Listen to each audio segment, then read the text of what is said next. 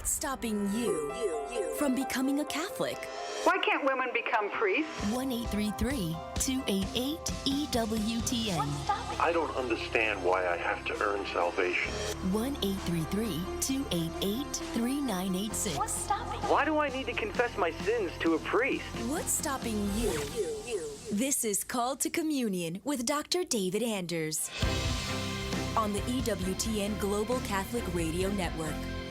Hey everybody, welcome again to the Tuesday edition, not Wednesday, Tuesday edition of Call to Communion here on EWTN. We're glad that you're with us today.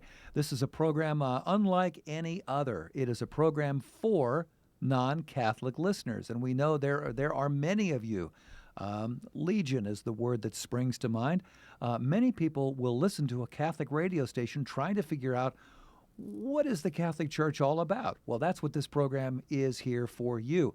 So you can ask questions of us. We'll be glad to answer them at 833-288-EWTN. That's 833-288-3986. If you are outside North America, you would dial the country code for the U.S. and then 205-271-2985. You can also text the letters EWTN to 55000. Wait for our response and then text us your first name and your brief question. Message and data rates may apply. Again, the phone number 833-288-EWTN. We give you plenty of different ways to contact the show, and we're delighted to be able to do that. Michael Birchfield is our producer. Ryan Penny is our phone screener. Michael McCall is on social media, and that means he can pass on any questions that you might want to pose on Facebook or YouTube. I'm Tom Price, along with Dr. David Anders. Tom, how are you today? Fantastic. And you've got your family home for Thanksgiving. Yes, almost all of them, and the last straggler is arriving this afternoon, I think. Fantastic. Well, you seem pretty happy about all that. I'm pretty happy. Here is an email to lead us off while we're getting some of these calls screened. This is from Lynn, and it's actually quite candid. She says, a friend of mine mentioned that she hates going to Mass because she can't stand her priest. That made me very sad because the Mass is not about the priest, the Mass is about Jesus. Any suggestions on how I might help her resolve this struggle? Thanks, Lynn. Yeah, I do have a number of suggestions. The first suggestion is find another parish. Find another parish. And maybe you say, well, there's not a parish. Well, there may be other Masses that are not parish-based.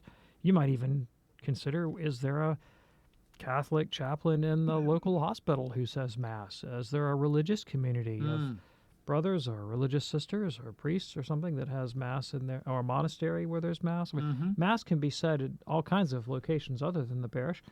So I would get out of the parish, go to a new parish, go to a new location where you can go to Holy Mass. That's suggestion number one. Okay. Suggestion number two, let's say you can't get out of that parish. Well, is there just one priest? Is there a parochial vicar? Can you go to Mass Saturday night instead of Sunday morning? Could you pick a time when you're not going to have this obstacle to your faith? Second option. And then finally, the other option is, how am I conceptualizing my participation in Mass? And this is the point that our listener was making, that at a certain point you have to get past the personality of the priest. Now, I understand, like if you have a priest who is disrespectful to the liturgy as such, and unfortunately there are such priests that intentionally butcher the rubrics and depart from what the Church would have us do, or introduce personal elements that have no place in the corporate worship of Christ's body. This kind of thing can be an enormous distraction to the proper worship of God. It doesn't mean it's insurmountable, but it's very difficult, and it's abuse, and it shouldn't happen, but it has been known to happen. Yeah. In that case, you may really kind of find someplace else to go, or mention to your bishop that this guy's not doing what he's supposed to do. If it's a personality conflict, maybe you just don't like the way his scratchy voice sounds, or he has bad jokes, or brings too much of his politics in. I mean, it could be something that's offensive but not vitiating the overall character of the Mass as such. David was looking right at me when he said bad jokes. I'm a little offended here. No. Okay. And in which case, then maybe honestly this is an occasion for you to acquire patience in the face of, the ability to withstand other people's annoying characteristics that grate on us is a virtue. And finally, the Mass is not about the personality of the priest. It's about encountering God in prayer, primarily, and then especially through the holy sacrifice when we offer Christ to the Father.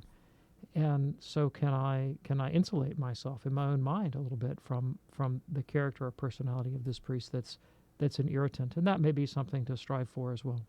Lynn, we hope that's helpful for you and for your friend. Thanks so much for your email. Here's a text now that just came in from Scott. What does the Catholic Church believe regarding current receipt of revelation by the church leadership and by a person?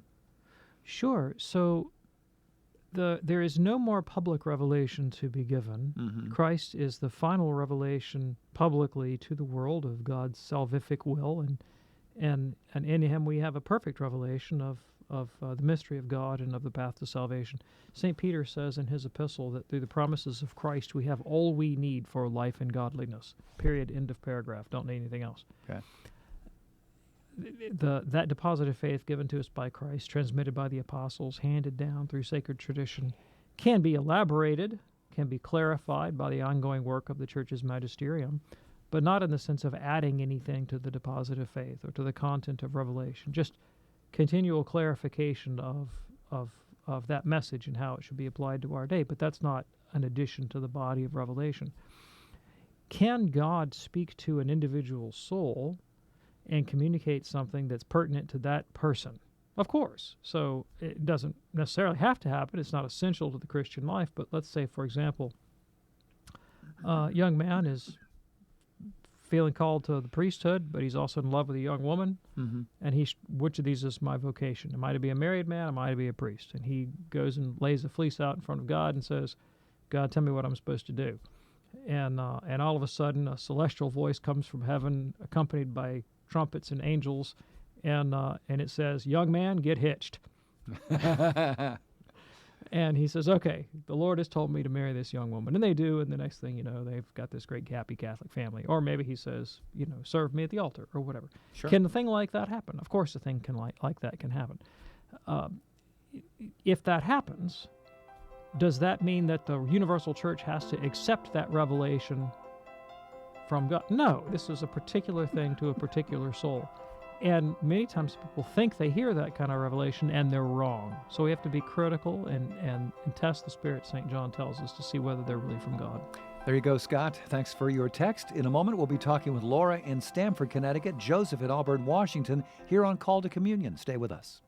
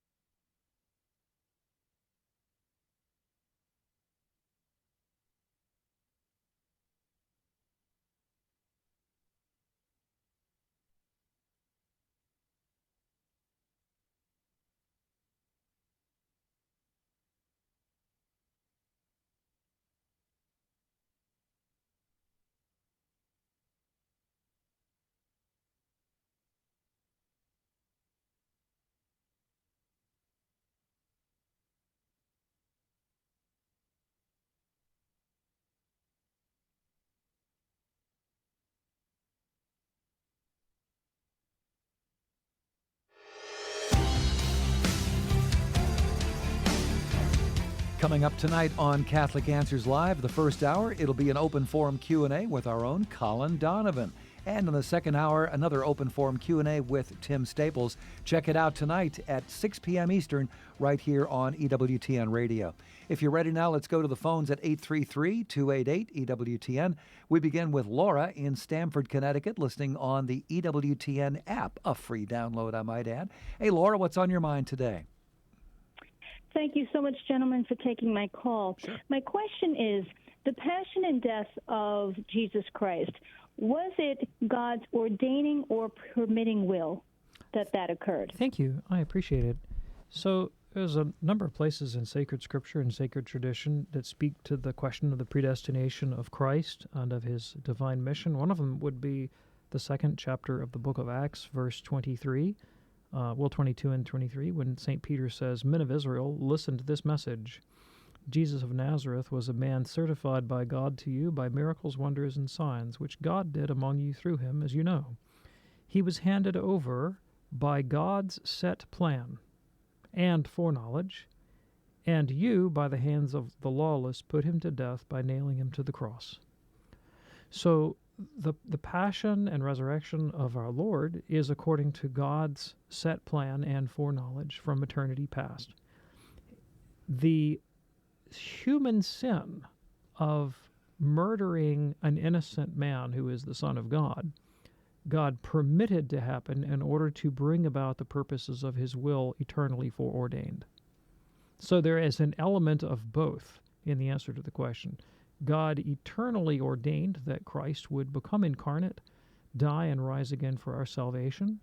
And as part of God's foreordination, he determined to permit the human free agency, which would in fact bring about the death of Christ. Okay. Hey, Laura, we hope that's helpful for you. Thank you so much for your call. And that opens up a line for you right now. We have got a couple lines open at 833-288-EWTN. That's 833-288-3986 if you have a question for Dr. David Anders. Joseph, listening in Auburn, Washington on Sacred Heart Radio. Hey, Joseph, what's on your mind today? Thank you for taking my call, Dr. Anders.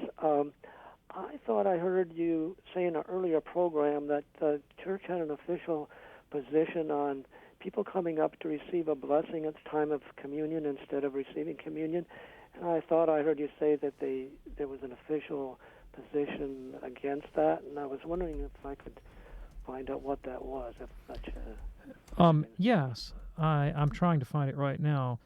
I was actually looking up the Sacred Congregation for Divine Liturgy has guidance on this, blessings for non-communicants, and actually we have some instruction on this in the EWTN document archives on the EWTN website. I'm going to do this from memory because I'm not going to have time, and it would be tedious to try to pull these documents up and read them right now.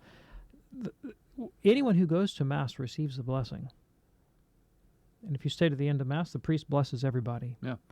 And so there's guidance from the Congregation for Sacred Worship, Divine Worship, suggesting that this is maybe not the best way to go forward in the communion line if you're not intending to receive Holy Communion, and there may be may create some confusion in the minds of the people about what exactly is transpiring here and what I need to receive, and so that has been the guidance. I don't know what sort of canonical weight is laid on that, and how, obviously this is a very common practice. I'd say it's the overwhelming majority of parishes in the Latin Rite that do this without any complaint being made to the Sacred Congregation or to the bishop. And so, I just don't know the answer to the question. I know that there's a document with guidance on this issue saying this is really not appropriate, but obviously there's a consensus to turn a blind eye to that. And so, to a certain extent, consensus has the force of law as well. And so, if your bishop is not making a big deal out of this and your priest is not making a big deal out of it, I don't think you ought to make a big deal out of it either, is my point. Sure. Nevertheless, we can see there would be a prudent reason for giving consideration to that question. There you go. Joseph, thank you so much for your call. David is in Raleigh, North Carolina, listening on Sirius XM 130. David, what's on your mind today? I'm sorry, let's go to Andrew. We lost David. Let's go to Andrew in Middletown, Pennsylvania on Holy Family Radio. Andrew, what's on your mind today? Hello. So my question pertains to paragraph 675 through 76 in the Catechism, and I also read lectures by St. John Henry Newman on the Antichrist and the Fathers of the Church.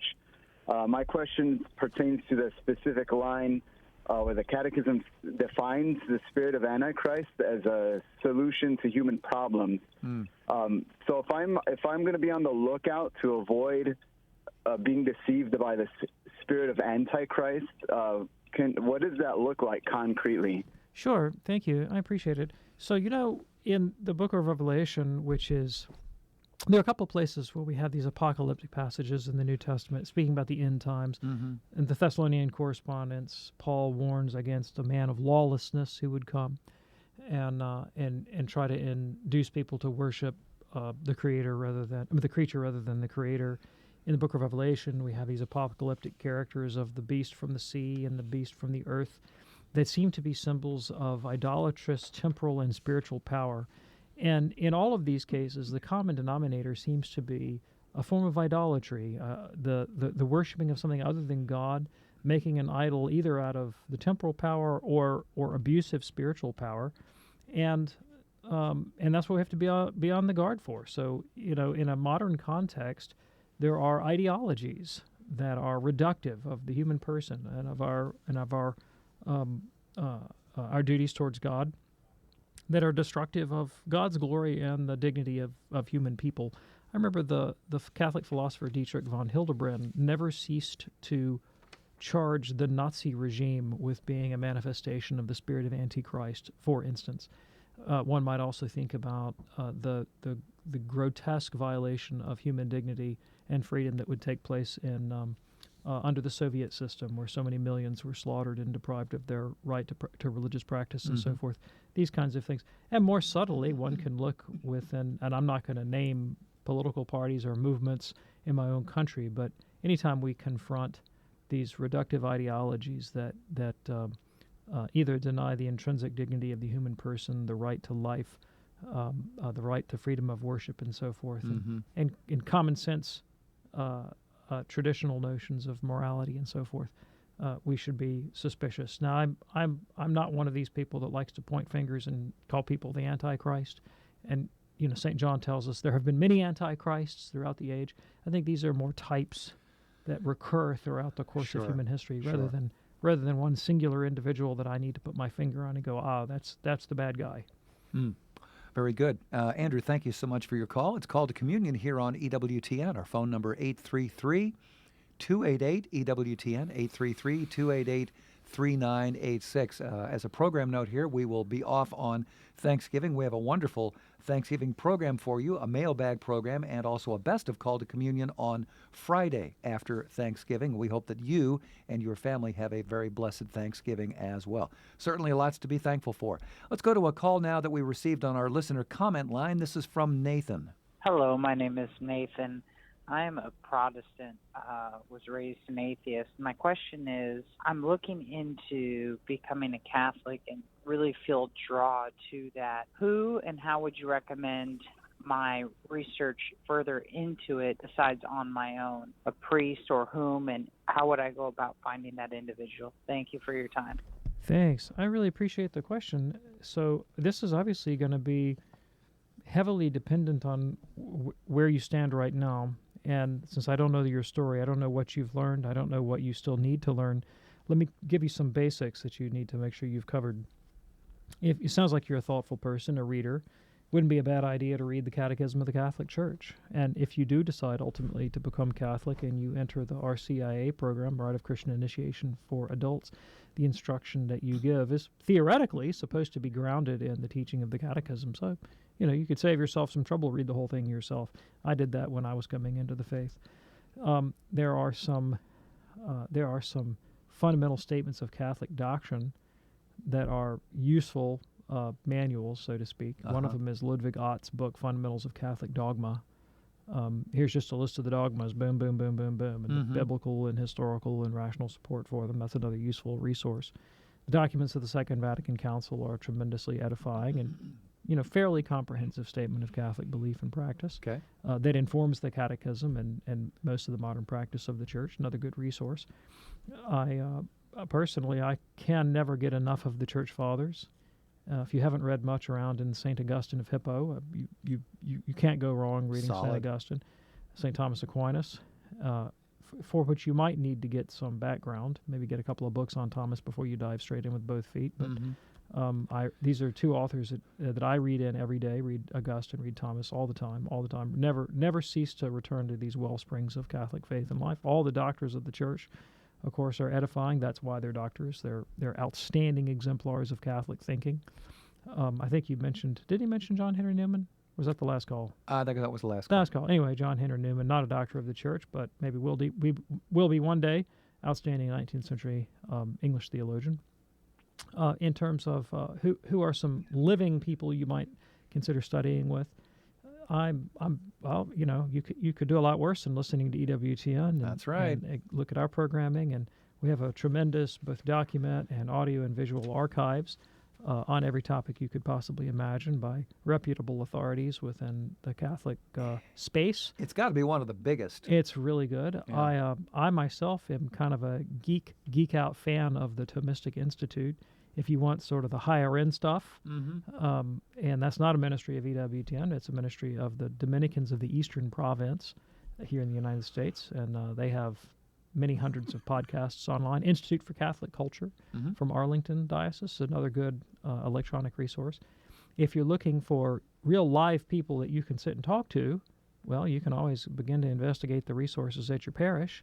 It really, you asked whether you should approach a priest. It really depends on the character and apostolate of the priest. Priests are like any other human being. They have their gifts and their talents, and some of them are outstanding teachers and can dialogue with you and are interested in doing that. Others, their gifts may lie elsewhere, may lie in administration or hearing confessions or counseling or whatnot. So just because someone wears a collar doesn't mean that that's the best person for you to talk to at this stage of your journey, unless what you're looking for is the sacraments of initiation, in which case he's the only guy you need to talk to. That's right. Exactly. So at a certain point, you're going to end up at the door of the parish and apply to the priest to be received into the church. And at which point, and you've got that's the path you've got to walk through. Your way up to that door could take a variety of directions depending on what your needs are.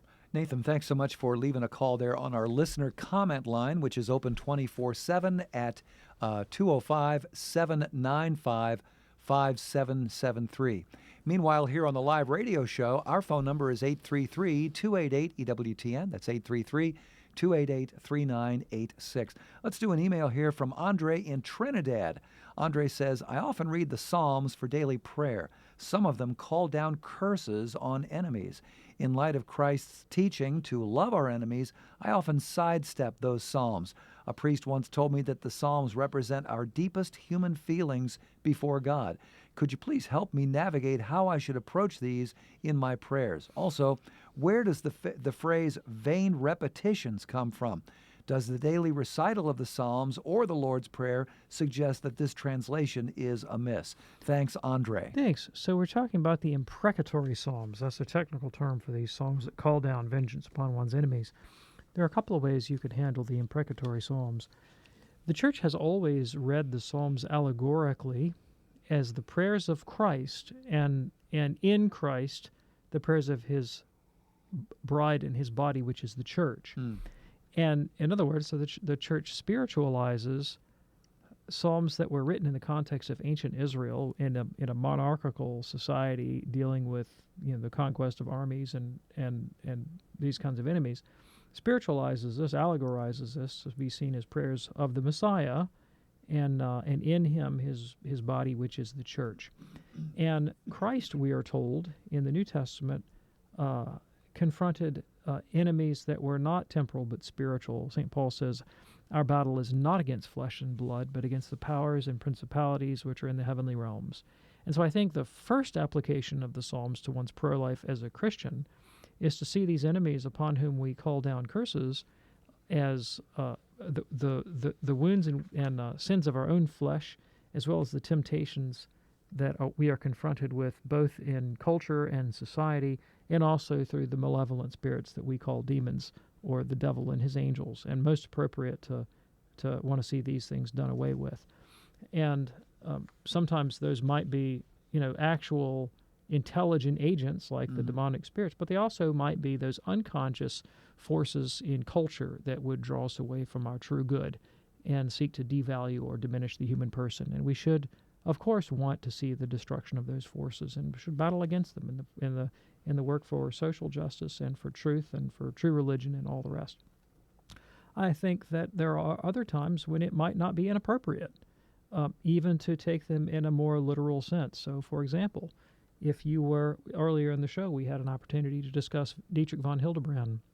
And if you have read his autobiography, edited and published by his wife, Alice, I think it was called Soul of a Lion or Heart of a Lion, one of the two. I think Heart of a Lion. Heart of a Lion. I think so. And it's mostly about his confrontation with Nazism. And I wouldn't feel any compunction whatsoever at all about asking God's vengeance to be rained down on such a demonic ideology and those that would force that upon culture and society. And we may at times be confronted with such demons again in the future. Never know. Andre, thanks for listening to us in Trinidad. In a moment, we'll be speaking with David in Raleigh, North Carolina, also John in Woodstown, New Jersey, and we have a line open for you right now, real quick, 833-288-EWTN.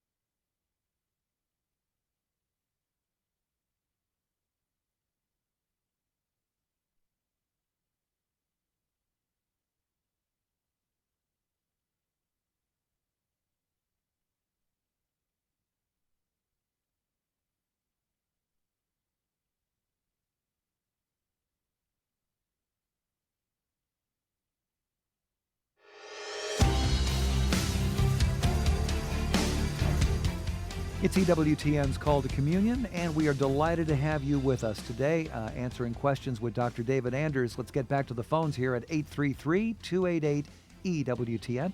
And let's go to David now in Raleigh, North Carolina, listening also on the EWTN app. Hey there, David, what's on your mind today? Hey, guys, can you hear me now since Sure. I got disconnected earlier? Sure can. Glad you're with us. What's up? Oh, just lost him again. Doggone it. Let's go to John in Woodstown, New Jersey. Must be something wrong with this phone there, Michael. Just lost John as well. The other David listening in Charlotte, North Carolina, and he's gone too. We're dropping him pretty. Oh, here is John. Okay, John is with us right now. John, go right ahead. Dr. Anders, my question was regards to suffering. It's just for me, if someone is suffering, whether it be through health challenges or daily, could that, in that sense, could that be a distraction from worshiping God? That would be really kind of my question. I know I don't want to go too deep in it because I know suffering is part of our, a lot of theologians have written about it and how we were supposed to accept it and offer it to God. But we could do better things with our life. But why does God allow it in the sense that it disrupts us from worshiping Him or distracts us from focusing on Him? The focus is on Him. Thank you. And Thank the you. other part of that, okay. Go ahead. You said you had a second The question. other part question is that I have. John, go ahead. Yeah, just the other quick question would be is that, I'm having a challenge with my father-in-law. Is a Christian, Catholic, whatever, and a really good human being, good soul, led a real good professional life. He's like 7 years old, but he was a real high appellate court judge, but just a wonderful human being. But I don't think he's got a grasp of his Christianity. Maybe the struggle between, faith and reason. But yet he's believes in God, believes in our Lord Jesus Christ. But what would you recommend the approach would be, either through literature, because he's a real, he likes to read. Okay. So let me deal with the first question. Any created being can be a distraction in our worship of God. There's a place in St. Augustine where he defines idolatry as the worship of anything other than God, whether corporeal or spiritual or even our own ideas. Anything, any created, any finite thing can distract me from my worship of God. And so when you talk about suffering, I suppose in a sense you could identify my resistance to the idea of suffering and the preference that we all have for a state of tranquility and peace and comfort is kind of the opposite of suffering. The attachment to that idea and resistance to the suffering to which we're all naturally resistant. Mm-hmm. Yes, could I value that? Could I assess that, esteem that in a way that would distract me from the worship of God? Of course, absolutely, of course. And then I might have suffering that would affect my ability to concentrate, my cognitive activities and so forth, that could render mental prayer, contemplation of God, even yet more difficult. So, yeah, anything can be a distraction or difficulty or an impediment in the worship of God, including our suffering. And all of those same things can also be stepping stones towards God in our worship of God. It all depends on the manner in which we conceive of them and the manner in which we approach them. And so the key movement in the soul, so to speak, towards God is right here. How do we approach created being? Do we approach it as an end in itself or as a stepping stone to the contemplation of God? And that's the key movement of the soul. And how we answer that question, not just intellectually, but in our actual dispositions, in our attitudes, and in our choices, will define the character of our life as worshiping God or not. Why might God allow suffering? I mean, I think maybe a better question would be why might God allow success? Yeah. Because for many people, success and well-being and wealth and power and pleasure is a greater distraction in their worship of God than is suffering. Quite a few people have found God on a bed of suffering. Others have lost their faith on a bed of suffering, but I'd say quite a few. I'd say most people that have an experience of conversion, not all, but most, usually that experience of conversion is preceded by some experience of desolation, where they become disillusioned with the created world, recognize its finitude, its ultimate inability to satisfy the transcendent longing of the human heart, and then therefore they turn to God. That's a very common motif in conversion narratives. God may allow suffering for that reason. What about those that are already united to God in friendship and charity? Well, the spiritual writers of the church tell us that there are deeper and deeper, more subtle, more refined forms of suffering that even the most elevated souls go through to become ever more purified and detached from creatures.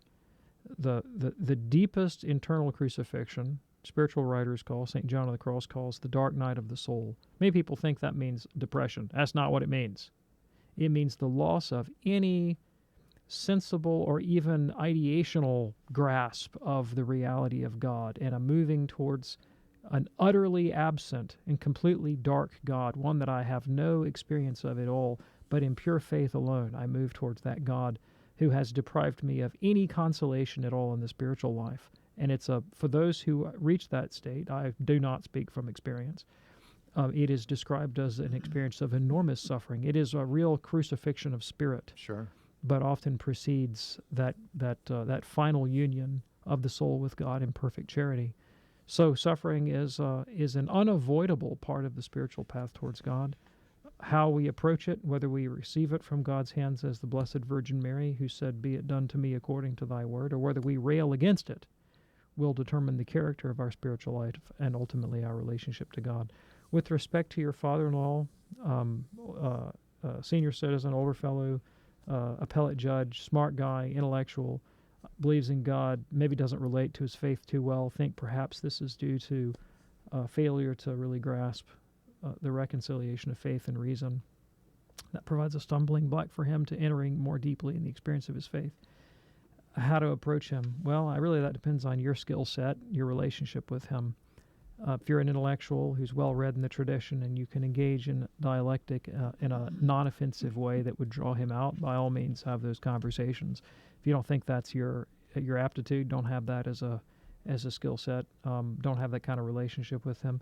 Literature is enormously helpful in this regard, and the list of books I could recommend would be nigh unto infinite. You can't do any work. You certainly can't do better than beginning with the church fathers like Augustine of Hippo. If the man's never read the Confessions of Augustine of Hippo, that would be a magnificent place to begin. Books by and about St. Thomas Aquinas, another outstanding choice for understanding the reconciliation of faith and reason. Great book by Thomas Woods called How the Catholic Church Built Western Civilization, another good place to go. And, for an appellate judge, here's one you might take an interest in. The federal judge, William Pryor, yes, has given a number of public addresses on how he conceives of his Catholic faith and identity in light of his work in the public sphere. And he gave a lecture for the Thomistic Institute, Judge William Pryor, about the life of Thomas More and Thomas More's philosophy of the judiciary and how that impacted Judge Pryor's own understanding of his Catholic faith and identity. That might be a great segue into this conversation with your father-in-law, former appellate judge. Go find that lecture by Judge William Pryor that he delivered for the Thomistic Institute on Catholic faith and public reason in the judiciary. All right, very good. Thank you so much for your call, John. We do appreciate that. This is Call to Communion here on EWTN. Glad you're with us. Here's an email that we got from an anonymous listener. I read in a Catholic book that at the final judgment, all the world will be judged and that all of our sins will be known to all. So if we have committed a sin against someone during our lifetime, unknown to them but confessed, will this be made known to them then? And if so, could that be hurtful if they or I have already died and have gone through particular judgment? So if they or I are blessed enough to be in heaven, I would imagine there wouldn't be any pain with that knowledge. However, if both have to go through purgatory, perhaps that would be part of the purification. What say you? Sure. So the very minute, fine particulars about the final judgment are a matter for speculation. These are not the kinds of things about which the Church has ruled with dogmatic certainty. And so we're left with the opinions of theologians who reason from principles. Okay. I will give you my private theological opinion that is not dogma, and you are free to reject it. I'm guided in this a little bit by the teaching of Thomas Aquinas on the last judgment. Jesus tells us that he will take our sins and put them as far away from him as the east is from the west. And when you are reconciled to God in charity, those things that you have done that have alienated you from God are atoned for. Reparation has been made and the wound has been healed. That's why you're reconciled. And I believe that it will not be necessary for those things to be brought up in the final judgment. They've already been brought up.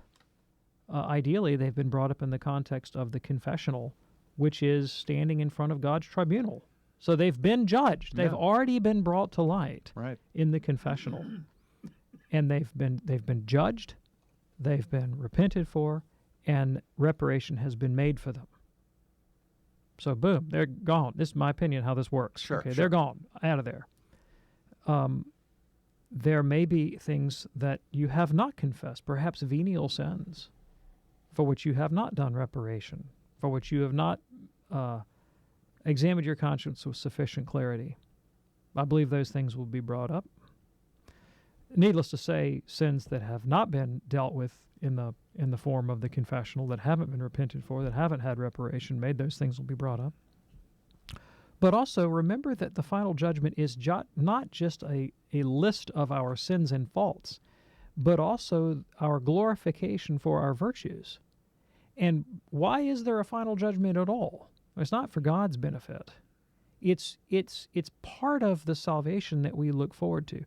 The church actually looks forward to the final judgment with joy and hope.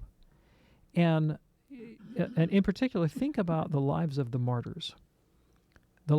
People who lived their whole life under a cloud, perhaps in a regime entirely hostile to the Christian faith, and they lived this incredibly deprived existence, just abased and in poverty. I remember one time I met a Coptic priest from Egypt, and in the news there had been quite a lot about the persecution of the Copts.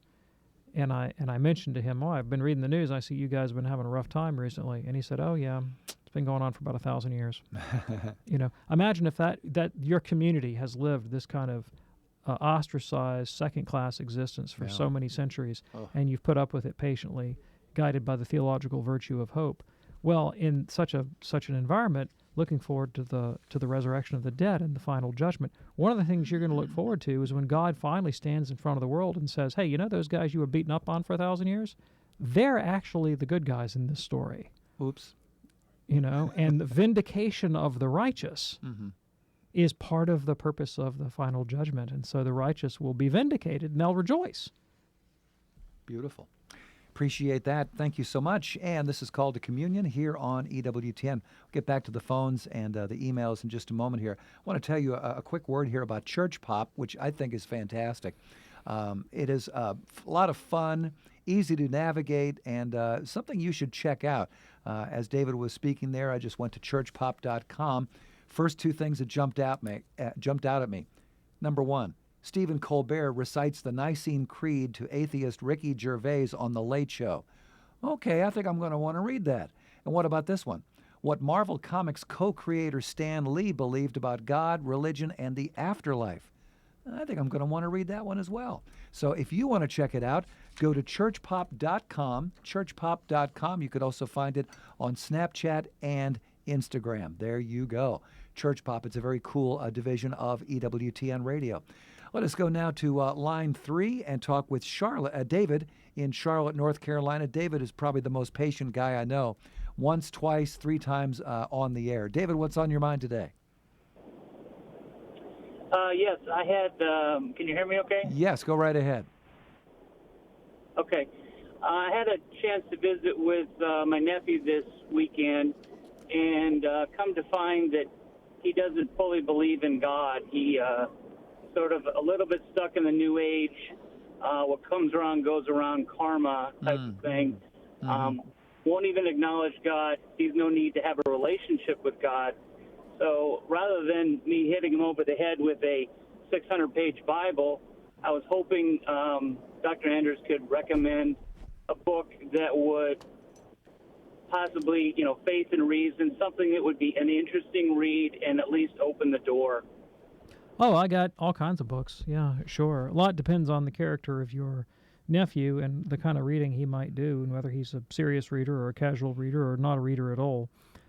One book that comes to mind off the cuff is by someone who is not a Christian, did not become a Christian, died an irreligious person, but a believer in God. And it's telling because of the fellow's backstory. The man is named Anthony Flew, F-L-E-W, and the title of the book is There Is a God. Now, why should you care what Anthony Flew has to say? Well, if you know who Richard Dawkins is probably the leading voice for militant atheism in the world today, hates Christianity and all religion with a kind of visceral, venom-dripping, spitting sort of detestation. Yeah. Anthony Flew, while a less vitriolic character, was a person of similar cultural significance a generation ago in the 1950s, 60s, 70s.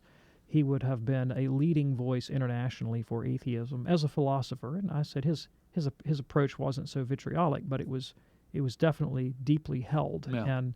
And major atheist publishers would have featured Flu's books at the top of the list and so forth. He was considered probably one of the most serious atheist thinkers.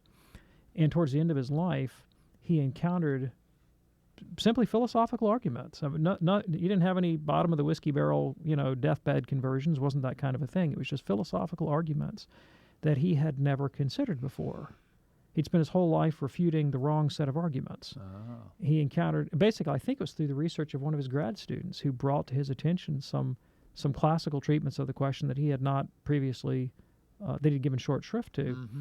And he reassessed the evidence and came around to something like classical theism.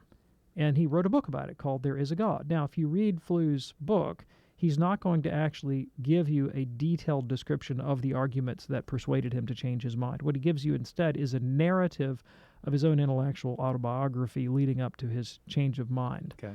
But for someone who might be moved by that kind of narrative and maybe is not going to want to dive straight into the deepest end of the pool, that's interesting. It's just interesting because the flag-carrying fellow for atheism changed his mind at the end of his life. Something else that's similar in character in terms of it's a narrative of a life rather than detailed philosophical argument would be Jennifer Fulwiler's book. What's the name of it, Tom? It just went out of my head. I just finished reading it, and I can't think of the name of it. That invisible book with no title by Jennifer Fulwiler. We'll the one look with it the chicken on the front, or the turkey, or whatever it is. Okay, I'll take your word for that one. Tom's looking it up. I'll find it. But Jennifer, who's also a Catholic radio host, was just a militant atheist, and just thought Christian theists were the dumbest people she'd ever met.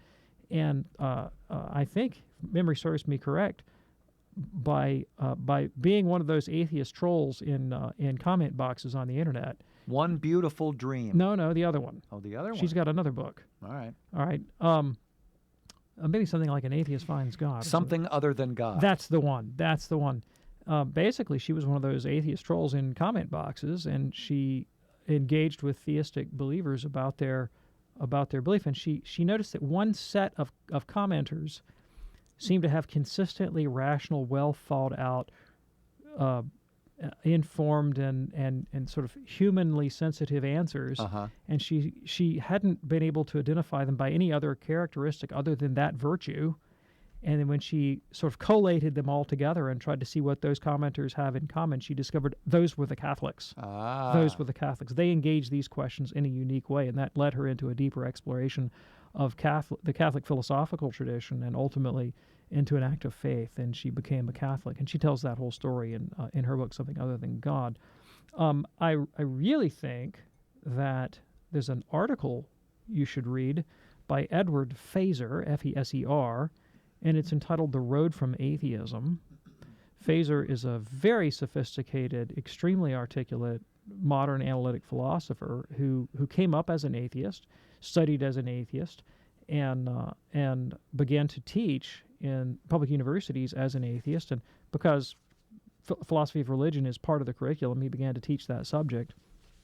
And he was just kind of bored with it because it was like shooting fish in a barrel, so he thought, take apart the theistic argument. So he said, if I want to make this class interesting, I better do some more research and try to find the strongest formulations of theism that I can come up with so I can shoot those guys down. Sure. And as he began to read more and more deeply, rather like Flu, he realized that he had been refuting all the wrong arguments and had a facile conception of theistic belief. And then he went, from closed-minded atheist to open-minded atheist to uncertain agnostic to Orthodox Catholic believer. But it's really a philosophical story. So that's another one that you might want to take a look at. Okay. If you want, back on the touchy-feely side again, not touchy-feely, but narrative, Marcus Grodi, popular host of the Journey Home program, has published a book recently. I think it's called From Atheism to Catholicism, which is just the personal narratives of several atheists that have come around. And then the two other books I'd like to recommend to you. One of them is by David Bentley Hart. It's called The Experience of God. heart is, so this is not a book to refute atheism. This is a book to clarify your conception of what we mean by God. Because most people who claim to be atheists and say, I don't believe in God, you say, well, tell me who is this God in whom you don't believe? And once they've told you what they mean by God, you go, oh, well, I'm an atheist too. I'm a Catholic atheist because we don't believe in that God either. Yeah. Let me tell you what we think God means. What does the word God mean? Once you define your terms properly, you find that the distance between some forms of atheism and Christianity are actually smaller than you might think, because they've been rejecting a chimera. They've been rejecting a fiction. They're an imagination about what Christians believe and not what Catholics believe and not what Catholics really believe. And the last book I'm going to suggest to you is actually by an atheist who's still an atheist, but it's illustrative of that, and that's by Thomas Nagel. The book is called Mind and Cosmos, and it's not a defense of theism, but it's an attack on neo-Darwinian materialism by an atheist philosopher who doesn't think that the current materialist paradigm is sufficient to explain the fact that there is something rather than nothing and the character of that something. And here's an atheist who hates religion, but he's thinking his way in a direction that is much, much closer to what Catholics actually mean by God than most atheists get. Sure. So those are all some books for your consideration. David, lots to check out there. You can also look at our podcast, EWTNradio.net. If you want to get any of those names again, we'll put the podcast up for you very, very quickly in the next couple of hours. You might get the idea that I like books about atheists becoming Catholic. Kind of, yeah. Oh, it makes Yeah. you smile. I love that. Let's go now to Jay in Tacoma, Washington, listening on Sacred Heart Radio. Hey, Jay, what's on your mind today? Jay in Tacoma? There we go. Yes. Go right ahead, Jay. Okay, I have a question for Dr. Ander. I'm in EWTN Bible. We only have New Testament on audio. We do not have a Catholic audio for Old Testament, complete Bible. So I'm listening when I'm working out. I'm listening American Standard Bible by Lockman Foundation audio. Is that okay for Catholics to listen? That's my question. You're not. I don't think you're going to do yourself any harm by listening to this translation of the Old Testament. If you want to do serious study of the Bible, then you probably want to compare several translations and look at some that are ecclesiastically approved. Mm-hmm. But I think you're okay. Okay. Jay, thank you so much for your call. Let's try to get in John in Woodstown, New Jersey, listening on Sirius XM 130. John, we have about 30 seconds. What's your question? Yes. As I'm a Marian Catholic, and as you know, there's apparitions that have been reported in both Medjugorje and Fatima. Got about 10 of course, seconds. Okay, I just want to know what's supposed to be real and what's not, and how do you know? Thanks. The Church has approved some apparitions and has left most not approved. Approval does not mean that the apparition is veridical, that it actually took place as reported. It just means that there's nothing in the purported apparition that offends against Catholic faith or morals, and that Catholics are allowed to venerate the saint or the Blessed Virgin Mary under this particular description. However, a Catholic is not obligated to believe that these apparitions took place as reported, because they are private revelations and not the public revelation of the Church. So you're allowed to venerate publicly the approved apparitions, but if you are so inclined, you would also be allowed to criticize such public veneration if you found reason to doubt their veracity, because they're not part of the public revelation of the Church. If they're not approved, then best not publicly venerate them. Yeah. There you go, John. Appreciate your call. And Dr. David Anders, thank you, my friend. Thanks, Tom. We'll do a live show each and every Monday through Friday at 2 p.m. Eastern, with an encore at 11 p.m. Eastern, and a best-of show on Sundays at 2 p.m. Eastern. On behalf of Michael Birchfield, Ryan Penny, and Michael McCall, I'm Tom Price. We'll see you right here tomorrow on EWTN Radio's Call to Communion. Have a blessed day. God bless.